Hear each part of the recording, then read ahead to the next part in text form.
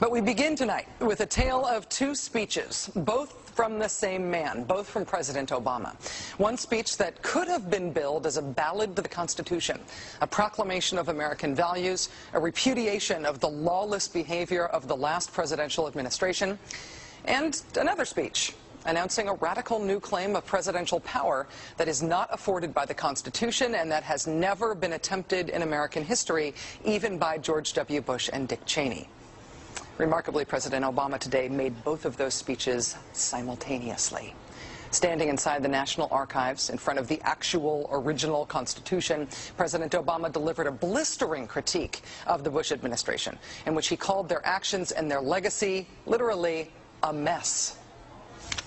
Our government made a series of hasty decisions. Poorly planned, haphazard approach. Too often, we set those principles aside as luxuries that we could no longer afford. Our government made decisions based on fear rather than foresight. The decisions that were made over the last 8 years established an ad hoc legal approach for fighting terrorism that was neither effective nor sustainable.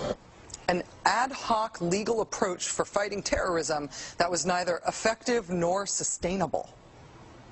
Ouch. Then, moments later, he announced his own ad hoc legal approach for fighting terrorism. President Obama today proposed something new, something called prolonged detention.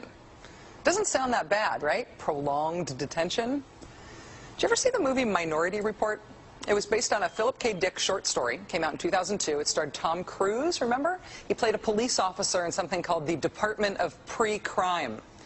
Pre-crime is where people are arrested and incarcerated to prevent crimes that they have not yet committed. Mr. Marks, by mandate of the District of Columbia Pre-Crime Division, I'm placing you under arrest for the future murder of Sarah Marks and Donald Dubinos. Take place today, April 22nd, at 0800 hours, 4 minutes. No, I didn't do anything. You didn't do anything, but you're gonna. Future murder. Creepy, right? Putting somebody in jail not for what they've done, but for what you're very sure they're going to do? There may be a number of people who cannot be prosecuted for past crimes. In some cases because evidence may be tainted, but who nonetheless pose a threat to the security of the United States. We're not prosecuting them for past crimes, but we need to keep them in prison because of our expectation of their future crimes. Al-Qaeda terrorists and their affiliates are at war with the United States, and those that we capture, like other prisoners of war, must be prevented from attacking us again. Prevented. We will incarcerate people preventively. Preventive incarceration. Indefinite detention without trial. That's what this is. That's what President Obama proposed today, if you strip away the euphemisms. One civil liberties advocate told the New York Times today, quote, "We've known this was on the horizon for many years, but we were able to hold it off with George Bush. The idea that we might find ourselves fighting with the Obama administration over these powers is really stunning." And it is stunning, particularly to hear President Obama claim the power to keep people in prison indefinitely with no charges against them, no conviction, no sentence, just imprisonment. It's particularly stunning to hear him make that claim in the middle of a speech that was all about the rule of law. But we must do so with an abiding confidence in the rule of law. Our government was defending positions that undermine the rule of law to ensure that they are in line with the rule of law. How can a president speak the kind of poetry that President Obama does about the rule of law and call for the power to indefinitely, preventively imprison people because they might commit crimes in the future? How can those two things coexist in the same man, even in the same speech? Well, that brings us to the self-consciously awkward, embarrassing part of this speech today.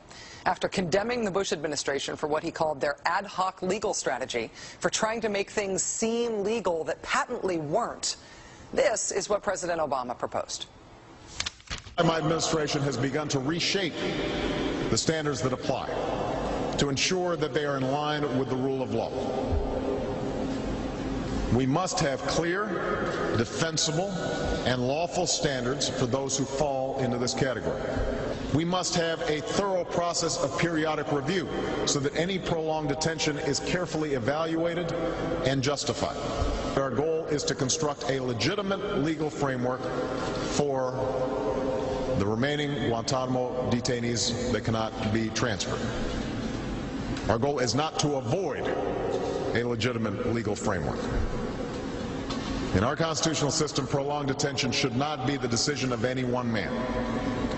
If and when we determine that the United States must hold individuals to keep them from carrying out an act of war, we will do so within a system that involves judicial and congressional oversight.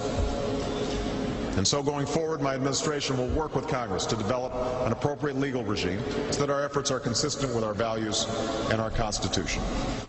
You'll construct a legal regime to make indefinite detention legal. You will, what does he say? Develop an appropriate legal regime. So you can construct a whole new system outside the courts, even outside the military commissions, so that you can indefinitely imprison people without charges. And you'll build that system from scratch. What's that somebody said about ad hoc legal strategies?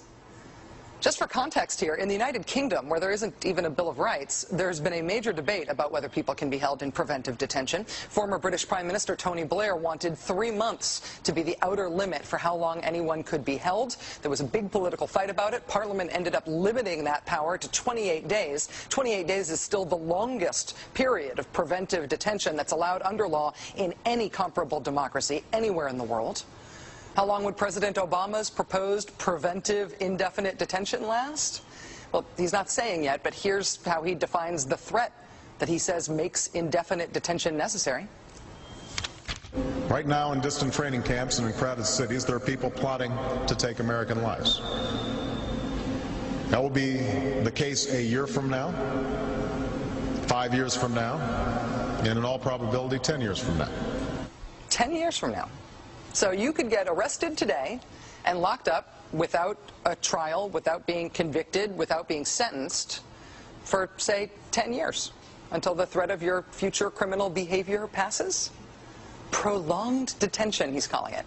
This was a beautiful speech from President Obama today with patriotic, moving, even poetic language about the rule of law and the Constitution, and one of the most radical proposals for defying the Constitution that we have ever heard made to the American people.